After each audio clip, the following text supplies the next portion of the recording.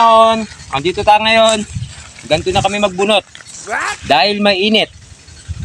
Para ma-relax ang katawan, ganito na kami magtrabaho ngayon sa bukid.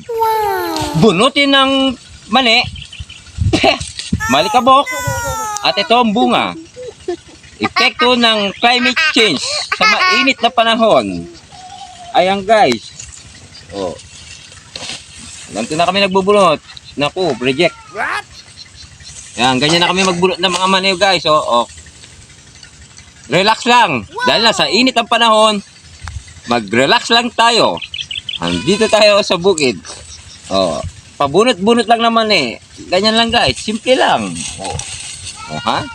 Oh. Tapos usod ka ng konti kahit mainit. Oh. Isang hakbang lang, isang lakad lang, mani ulit. Yan. Ganyan guys, ganyan lang magbunot pag mainit ang panahon. Relax na kayo, nakakabunot pa kayo ng mani. Okay. Thank you.